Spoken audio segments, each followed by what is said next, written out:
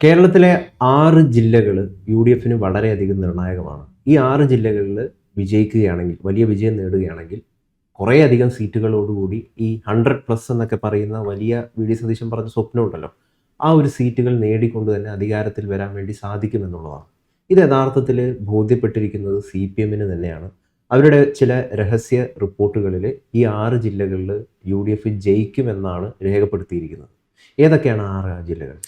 അതായത് ഈ അടുത്ത ദിവസം വി.ഡി. സതീശനും കുഞ്ഞാലിക്കുട്ടിയും കൂടെ ഒരു മീറ്റിങ്ങിൽ പങ്കെടുക്കേണ്ടായി. അന്ന് വി.ഡി. സതീശൻ പ്രസംഗിച്ചത് കുഞ്ഞാലിക്കുട്ടി സാഹിബിൻ്റെ ജില്ലയും എൻ്റെ ജില്ലയും പൂർണ്ണമായിട്ടും യു.ഡി.എഫിന് അനുകൂലമായിരിക്കും എന്ന് പറഞ്ഞാൽ മലപ്പുറം ജില്ലയിലെ 16 സീറ്റുകളും എറണാകുളം ജില്ലയിലെ 14 സീറ്റുകളും യു.ഡി.എഫിനോടൊപ്പമായിരിക്കും. 30 സീറ്റ്. കേരളത്തിലെ ഏറ്റവും വലിയ സീറ്റുകളുള്ള ജില്ല എന്ന് പറയുന്നത് മലപ്പുറമാണ്. പിന്നെ 2 ജില്ലകളാണ് 14 വീതമുള്ളത്, തിരുവനന്തപുരം, ഒന്ന് എറണാകുളം. തിരുവനന്തപുരത്ത് എത്ര പറഞ്ഞാലും ശരി യു.ഡി.എഫിനും കൂടെ സീറ്റ് കിട്ടും എന്നുള്ളത് 100% സത്യമാണ്. എറണാകുളത്ത് അങ്ങനെയില്ല. യു.ഡി.എഫിന് പരിപൂർണമായുള്ള ഒരു വിജയമാണ് ഉണ്ടാകാൻ പോകുന്നത് എന്നുള്ളത് നമ്മൾ കഴിഞ്ഞ തദ്ദേശ സ്വയംഭരണ തെരഞ്ഞെടുപ്പിൽ കണ്ടിട്ടുണ്ട്, മലപ്പുറം കണ്ടിട്ടുണ്ട്. ഇപ്പോൾ ഉണ്ടായിട്ടുള്ള സംഭവ വികാസങ്ങളുടെ അടിസ്ഥാനത്തിൽ ഈ ജില്ലകളിൽ 6 ജില്ലകൾ പറയുന്നത്, ഈ 2 ജില്ലകളടക്കം 6 ജില്ലകൾ പരിപൂർണമായിട്ട് യു.ഡി.എഫിനോടൊപ്പം നിൽക്കുമെന്ന് പറയുന്ന ഒരു റിപ്പോർട്ടാണ്, രഹസ്യ റിപ്പോർട്ടാണ് മാർക്സിസ്റ്റ് പാർട്ടീൻ്റെ മുന്നിൽ വന്നിരിക്കുന്നത്. അവർ കൃത്യമായി എല്ലാ തവണയും അവർ പരിശോധിച്ച് കൃത്യമായ വിവരങ്ങൾ വിശകലനം ചെയ്യാറുണ്ട്. അതിൻ്റെ ഭാഗത്ത് ഇപ്പോൾ ലേറ്റസ്റ്റായി വന്ന ഈ FCRA നിയമം പാസ്സാക്കണം, ഭേദഗതി നിയമം പാസ്സാക്കണം എന്നാണ് ഇവിടെ ഡൽഹിയിലെ പാർലമെൻറ്റിൽ വന്ന സമയത്ത് അതിന് ശേഷമുള്ള ഈ റിപ്പോർട്ട് പ്രകാരം പത്തനംതിട്ട ഏറ്റവും ക്രിസ്ത്യൻ മേഖലയാണ്, ഇടുക്കി ക്രിസ്ത്യൻ മേഖലയാണ്, കോട്ടയം ക്രിസ്ത്യൻ മേഖലയാണ്, കോഴിക്കോടിൻ്റെ മലയോര പ്രദേശങ്ങൾ, വയനാട് അടക്കമുള്ള കോഴിക്കോട് ജില്ല മൊത്തം തന്നെ ഉള്ള സ്ഥലങ്ങൾ പരിപൂർണമായിട്ട് യു.ഡി.എഫിനോടൊപ്പം പോകുന്നു, യു.ഡി.എഫിലെ സ്ഥാനാർത്ഥികൾ വിജയിക്കുന്നു എന്നുള്ള റിപ്പോർട്ടാണ് ഇപ്പോൾ വന്നിരിക്കുന്നത്. കോഴിക്കോട് 13 സീറ്റിൽ 1-2 സീറ്റ് കിട്ടിയാലായി, ചിലപ്പോൾ ബാക്കി 11 സീറ്റും യു.ഡി.എഫിന് കിട്ടുന്നു. കഴിഞ്ഞ തവണ 13 സീറ്റായിരുന്നു ഉണ്ടായിരുന്ന, അവിടെ 13 സീറ്റിൽ 11 സീറ്റും LDFിനായിരുന്നു. തിരിച്ചിട്ട് ആ സീറ്റുകൾ കംപ്ലീറ്റ് ഇങ്ങോട്ട് വരുന്നു എന്നുള്ളതാണ്. ഇത് ഉണ്ടായിട്ടുള്ള വെച്ചാൽ മുസ്ലിം ക്രിസ്ത്യൻ ധ്രുവീകരണം പരിപൂർണമായിട്ട് കോഴിക്കോട് നടപ്പിലാക്കാൻ പോകുന്നു എന്നുള്ളതാണ്. കോഴിക്കോട് മുസ്ലിംസ് ഏറ്റവും കൂടുതലുള്ള ശക്തിയുള്ള സ്ഥലമാണ്. മലയോര പ്രദേശങ്ങളിലാണെങ്കിൽ ക്രിസ്ത്യാനികളുണ്ട്, തിരുവമ്പാടി പോലുള്ള സ്ഥലങ്ങളിൽ ക്രിസ്ത്യാനികളുമുണ്ട്. അപ്പം ക്രിസ്ത്യാനികൾ ശക്തമായി ഉള്ള ഏരിയ ഉണ്ട് അതിനകത്ത്. അപ്പോൾ ഈ സ്ഥലങ്ങളിലെല്ലാം തന്നെ 13 സീറ്റിലും വൻ വിജയം നൽകുന്ന, കഴിഞ്ഞ തവണത്തെ തദ്ദേശ സ്വയംഭരണ തെരഞ്ഞെടുപ്പിൽ 10 സീറ്റിൽ യു.ഡി.എഫിന് വൻ ഭൂരിപക്ഷമായിരുന്നു. കോർപ്പറേഷൻ നഷ്ടപ്പെട്ടത് കുറഞ്ഞ വോട്ടിന് മാത്രമാണ്, കുറഞ്ഞ സീറ്റുകൾക്ക് മാത്രമാണ്. അപ്പം ഈ കോഴിക്കോട് അവർക്ക് കിട്ടുന്നു പറഞ്ഞാൽ കഴിഞ്ഞ പ്രാവശ്യം 11 സീറ്റ് LDFിന് കിട്ടിയ സ്ഥലത്താണ് 13 സീറ്റ് യു.ഡി.എഫ് വിജയിക്കുന്നു എന്ന് പറയുന്നത്. നഷ്ടപ്പെടുകയാണെങ്കിൽ മാക്സിമം 2 സീറ്റ് എന്ന് പറയുന്നത്. അതേപോലെ വയനാട് കേളുവേട്ടൻ, അവിടെ മന്ത്രി കേളു മാനന്തവാടിയിൽ വിജയിക്കുമെന്ന് പ്രതീക്ഷിച്ചൊരു സീറ്റാണ് മാനന്തവാടി. അവിടെ അടക്കം 3 സീറ്റും യു.ഡി.എഫ് വിജയിക്കും എന്നുള്ളതാണ് ഇപ്പം വരുന്നത്. കാരണം ഈ FCRAയുടെ എഫക്റ്റാണ് അവിടെ പ്രധാനമായിട്ടും പ്രതിഫലിപ്പിക്കുന്നത്. കാരണം സ്വീപ്പായിട്ടും മുസ്ലിം വോട്ട് വന്നു കഴിഞ്ഞാൽ കംപ്ലീറ്റ് അവിടെ വയനാട് യു.ഡി.എഫിന് അനുകൂലമാകുന്നു എന്നുള്ളതാണ് ഇതിൻ്റെ പറയുന്നത്. ശരി, മാനന്തവാടി അടക്കം ഇത്തവണത്തെ തദ്ദേശ സ്വയംഭരണ തെരഞ്ഞെടുപ്പിൽ യു.ഡി.എഫിന് അനുകൂലമാണ്. 15,000 വോട്ടിൻ്റെ ഭൂരിപക്ഷത്തിനടുത്തുണ്ട് മാനന്തവാടിയിൽ, 20,000 വോട്ടിൻ്റെ ഭൂരിപക്ഷത്തിനടുത്തുണ്ട് കൽപ്പറ്റയിലും അതേപോലെ സുൽത്താൻ ബത്തേരിയിലും. ഇനി മലപ്പുറത്തേക്ക് കടന്നാൽ, മലപ്പുറത്ത് ആപ്പാടെ കഴിഞ്ഞ വർഷം മുസ്ലിം ലീഗിന് ഏറ്റവും ശക്തമായ സീറ്റ് കിട്ടിയെങ്കിലും 3-4 സീറ്റ് കോൺഗ്രസ് ഇവർക്ക് മാർക്സിസ്റ്റ് പാർട്ടിക്ക് കിട്ടുകയുണ്ടായി. നിലമ്പൂർ ഇതിൻ്റെ ഇടയിൽ രണ്ടാമത് ഇലക്ഷൻ നടന്ന് അവിടെ ആര്യാടൻ ഷൗക്കത്ത് വിജയിക്കുന്നുണ്ടായി. ആര്യാടൻ ഷൗക്കത്ത് വിജയിക്കുമ്പോഴും ഇപ്പോഴത്തെ PV അൻവർ 20,000-ഓളം വോട്ട് സ്വന്തമായി പിടിച്ചിട്ടുണ്ട്. 12,000 വോട്ടിനാണ് അദ്ദേഹം ജയിക്കുന്നത്. ഈ 12,000 32,000 വോട്ടിൻ്റെ ഭൂരിപക്ഷം നിലമ്പൂരിന്, അവിടെയാണ് ക്രിസ്ത്യൻ മേഖല എന്ന് പറയുന്നത്. അപ്പോൾ ഈ 16 സീറ്റിൽ 16 തവണ യു.ഡി.എഫ് കൊണ്ടുപോകണു എന്നുള്ളതാണ് ഈ ഇപ്പം മാർക്സിസ്റ്റ് പാർട്ടിയുടെ റിപ്പോർട്ട് പറയുന്നത്. അതായത് പൊന്നാനി ആണ് അവിടെ കഴിഞ്ഞ വർഷം CPM ജയിച്ച സ്ഥലം.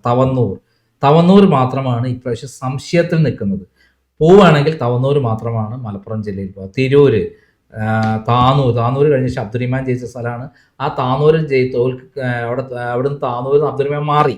കാരണം അർജന്റീനയെ കൊണ്ട് ഇവിടെ ഇലക്ഷൻ ഇവിടെ മത്സരിപ്പിക്കുമെന്ന് പറഞ്ഞ് ഭയങ്കര വലിയ പ്രചരണം നടത്തിയുള്ള ആൾക്ക് അർജന്റീനയെ കൊണ്ടുവരാത്തതിൻ്റെ പേര് വലിയ വിവാദമായി. മലപ്പുറം എന്ന് പറഞ്ഞാൽ ഫുട്ബോൾ പ്രേമികളുടെ നാടാണ്. താനൂർ അദ്ദേഹത്തിന് നിൽക്കാൻ പറ്റാത്ത അവസ്ഥ, അദ്ദേഹം നിൽക്കുന്നില്ല എന്ന് പറഞ്ഞാണ് അവസാനം തിരൂർ കൊണ്ടിട്ടിരിക്കുകയാണ് അദ്ദേഹത്തെ. അപ്പോൾ ഈ 16 സീറ്റും കോഴിക്കോട്, മലപ്പുറം ജില്ലയിലെ 16 സീറ്റും ഇത്തവണ UDF കിട്ടുന്നതാണ്. അപ്പോൾ ഈ 3 സ്ഥലത്തും കൂടെ എത്ര സീറ്റായി? 32 സീറ്റ്. അതിൽ മാക്സിമം പോകാൻ പറ്റുന്നത് 2 സീറ്റോ 3 സീറ്റോ ആയിരിക്കും. ഇതേപോലെയാണ് എറണാകുളത്തെ വന്നാൽ എറണാകുളം 14 സീറ്റാണ്. ഈ 14 സീറ്റിൽ ഈ തദ്ദേശ സ്വയംഭരണ തെരഞ്ഞെടുപ്പിൽ 14 സീറ്റും UDF അനുകൂലമാണ്. കുറച്ചെങ്കിലും പിടിച്ചു നിൽക്കുന്നത് തൃപ്പൂണിത്തുറയാണ്. പക്ഷെ തൃപ്പൂണിത്തുറ അടക്കം ഇത്തവണ UDF വിജയിക്കുന്നു എന്നുള്ളതാണ് ഏറ്റവും പ്രധാനപ്പെട്ട കാര്യം ഈ മാർക്സിസ്റ്റ് പാർട്ടിയുടെ റിവ്യൂവിലുള്ളത്. അവിടെ പോലും ഈ UDF വിജയിക്കാൻ പോകുന്നു എന്നുള്ളത് അടിവരയിട്ടിട്ടാണ് ഈ റിപ്പോർട്ട് പറയുന്നത്. ഇതേപോലെ തന്നെയാണ് പത്തനംതിട്ട പറഞ്ഞാൽ 5 സീറ്റാണ്. കഴിഞ്ഞ തവണ 5 സീറ്റുമാരാ ജയിച്ചത്, LDF ആണ് ജയിച്ചത്. ഈ 5 സീറ്റും ഇത്തവണ തദ്ദേശ സ്വയംഭരണ തെരഞ്ഞെടുപ്പിൽ UDF പക്ഷേ ഇതിൽ ലോക്സഭാ ഇലക്ഷനും 5 സീറ്റും വൻ ഭൂരിപക്ഷത്തിലാണ് UDF ജയിച്ചിട്ടുള്ളത്. അതിൽ 5 സീറ്റ് പറഞ്ഞാൽ അതിലുള്ള നിയോജകമണ്ഡലങ്ങൾ. ഇവിടെയാണ് ക്രിസ്ത്യൻ ബെൽറ്റ് ഏറ്റവും സ്ഥലമാണ് പത്തനംതിട്ട സ്വീപ്പായിട്ട് പ്രാവശ്യം UDF ജയിക്കുന്നു എന്നുള്ളതാണ് റിപ്പോർട്ട്. അതേപോലെ ഇടുക്കിയിൽ 5 സീറ്റാണ്. ഈ 5 സീറ്റിലും UDF വിജയിക്കുന്നത്. തൊടുപുഴയും ഉടുമ്പൻചോലയും എന്ന് പറഞ്ഞാൽ എവിടെയാണ്? KM മണിയുടെ സ്ഥലം. അവിടെ വേറെ ജയചന്ദ്രനാണ് മത്സരിക്കുന്നത്. പിന്നെ പീരുമേട്, അത് ദേവികുളം അടക്കമുള്ള, പിന്നെ ഇടുക്കിയിൽ റോഷി അഗസ്റ്റിൻ തോൽക്കാൻ പോകുന്നു എന്നുള്ളത് തന്നെയാണ് കൃത്യമായി റിപ്പോർട്ട് പറയുന്നത്. അതേപോലെ തന്നെ കോട്ടയത്ത് 9 സീറ്റാണ്. കഴിഞ്ഞ തദ്ദേശ സ്വയംഭരണ തെരഞ്ഞെടുപ്പിൽ കാഞ്ഞിരപ്പള്ളിയും അതേപോലെ വൈക്കം മാത്രമാണ് ഒരു നേരിയ ഭൂരിപക്ഷത്തിന് LDF കൂടുന്നത്. പക്ഷെ ഇത്തവണത്തെ ഈ നിയമസഭാ ഇലക്ഷനിൽ 9 സീറ്റും UDF അനുകൂലമായി മാറുന്നു എന്നുള്ളതാണ് ഈ മാർക്സിസ്റ്റ് പാർട്ടിയുടെ റിപ്പോർട്ടിൽ പറയുന്നത്.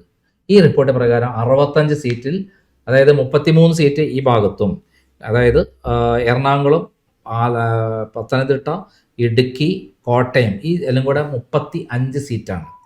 അവിടെ 33 പറഞ്ഞാൽ 68 സീറ്റാണ് മൊത്തമുള്ളത്. ഈ 68 സീറ്റിൽ 33 സീറ്റ് ഇവിടെയും 32 സീറ്റ് അവിടെയും 65 സീറ്റാണ് ഇവിടെ ഈ മൊത്തത്തിലുള്ളത്. ഈ 65 സീറ്റിൽ 3-4 സീറ്റ് അല്ലാതെ വേറെ ഒന്നും 5 സീറ്റ് കൂട്ടി അവർ CPM പറയുന്ന പ്രകാരം 5 സീറ്റ് നമ്മളിപ്പം കൂട്ടിക്കുക. അവർ പറയുന്ന ഒരു സംശയത്തിനുള്ള 5 സീറ്റാണ്.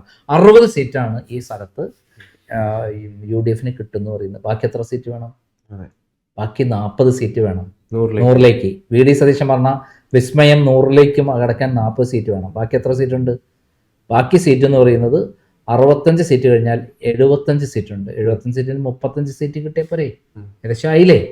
ഭരണം എന്തായാലും ഉറപ്പിച്ചു എന്നുള്ളതാണ് ഈ 6 സ്ഥലത്തെ മൃഗീയമായിട്ടുള്ള വിജയം കൊണ്ട് UDF വിജയം ഉറപ്പിച്ചു എന്ന് തന്നെയാണ് മാർക്സിസ്റ്റ് പാർട്ടിയുടെ ഈ രഹസ്യ റിപ്പോർട്ടിലുള്ളത്. ഇപ്പം പല സർവേ റിപ്പോർട്ടുകളും പുറത്തു വരുന്നുണ്ട്. ഇപ്പം മാതൃഭൂമിയുടെയും മനോരമയുടെ ഒക്കെ അതിലൊക്കെ അവർ സൂചിപ്പിക്കുന്നത് 1-2 സീറ്റുകൾക്ക് ഒരു പക്ഷേ അധികാരത്തിൽ വരാമെന്നുള്ളതാണ്. ആ 2 സീറ്റിൻ്റെ ഒരു വ്യത്യാസം മാത്രമാണ് പറയുന്നത്. മാതൃഭൂമി മനോരമ റിപ്പോർട്ടൊക്കെ FCRAക്ക് മുമ്പുള്ളതാണ്. FCRA പ്രശ്നം വന്ന ശേഷം, അതേപോലെ പിണറായി വിജയൻ ഇവിടെ വെച്ചിട്ട് പ്രസ് ക്ലബിൽ വെച്ചിട്ട് ഉണ്ടായിട്ടുള്ള പത്രക്കാരും ഉണ്ടായിട്ടുള്ള ഒരു പ്രശ്നമുണ്ടായി. പച്ചയ്ക്ക് അദ്ദേഹത്തെ വെല്ലുവിളിച്ചുകൊണ്ട് പത്രക്കാർ രംഗത്ത് വന്നു. അതിൽ അദ്ദേഹത്തിനുണ്ടായിരുന്ന ഡാമേജ് ചെറുതല്ല. അതിലപ്പുറത്തേക്കാണ് പിണറായി വിജയനും VD സതീശനുമായുള്ള വെല്ലുവിളിയിൽ പരസ്യ സംവാദത്തിന് തയ്യാറാണെന്ന് പറഞ്ഞുകൊണ്ടുള്ള VD സതീശന് മുന്നിലേക്ക് വരാതെ അദ്ദേഹം ഒളിച്ചോടി ഫേസ്ബുക്ക് സംവാദമാണ് ഞാൻ ഉദ്ദേശിച്ചിട്ട് രക്ഷപ്പെടാൻ ശ്രമിച്ചു. ഇതൊക്കെ തന്നെ വലിയ ഡാമേജാണ് അവർക്ക് ഉണ്ടാക്കിയിരിക്കുന്നത്. അതോടെ അപ്പുറത്തേക്കാണ് FCRA എന്ന് പറയുന്ന സംഭവത്തിൽ അത് UDFന്റെ ആൾക്കാരാണ്. ഡൽഹിയിൽ അപ്പം തന്നെ ഇവിടെയുള്ള MP-മാർ ഡൽഹിക്ക് പറന്നു, പാർലമെന്റ് സ്തംഭിപ്പിച്ചു. അവർക്ക് ആ ബില്ല് പരിഗണിക്കുന്ന പോലും മാറ്റിവെക്കേണ്ടി വന്നു. ഇത് കേരളത്തിലുള്ള ക്രിസ്ത്യാനികളും മുസ്ലിങ്ങളും സമുദായ സംഘടനകളും എല്ലാം തന്നെ ഒറ്റക്കെട്ടായി കണ്ടുകൊണ്ടിരിക്കുകയാണ്. അത് ഇനി UDFനല്ലാതെ ഇവിടെ മറ്റവർക്കും പറ്റില്ല എന്നുള്ളത് നിലപാടെടുക്കുന്നത് അതുകൊണ്ടാണ്. CPM-നെ സംബന്ധിച്ചിടത്തോളം കേരളത്തിൽ മാത്രമുള്ള ഒരു സ്ഥാനം, മാത്രമല്ല അവർക്ക് BJP-യുമായുള്ള ധാരണയിൽ നിൽക്കുന്ന ഒരു പാർട്ടിയാണെന്നുള്ള ഒരു വലിയ പ്രചരണം വന്നു കഴിഞ്ഞു. അതുകൊണ്ട് തന്നെ ഈ മുസ്ലിം ക്രിസ്ത്യൻ ബെൽറ്റ് ഒറ്റക്കെട്ടായി UDFനിലേക്ക് പോകുന്നു എന്നുള്ളത് അവരുടെ ആവശ്യമായി മാറിയിരിക്കുകയാണ്. അതാണ് UDFന് ഇത്രയും മുന്നോട്ടുള്ള ഒരു പോക്ക് പെട്ടെന്നുണ്ടായിട്ടുള്ളത്.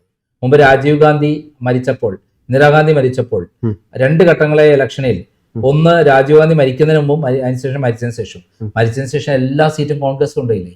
ഇതേപോലെയാണ് FCRA പ്രശ്നം വന്ന ശേഷം അത് ന്യൂനപക്ഷ വിഭാഗങ്ങളിൽ വലിയ അസ്വസ്ഥത ഉണ്ടാക്കിയിട്ടുണ്ട്. ആ അസ്വസ്ഥതയാണ് കോൺഗ്രസിന് UDF വലിയ മുന്നേറ്റം ഉണ്ടാക്കാൻ കാരണമെന്നാണ് ഈ റിപ്പോർട്ടിൽ പറയുന്നത്.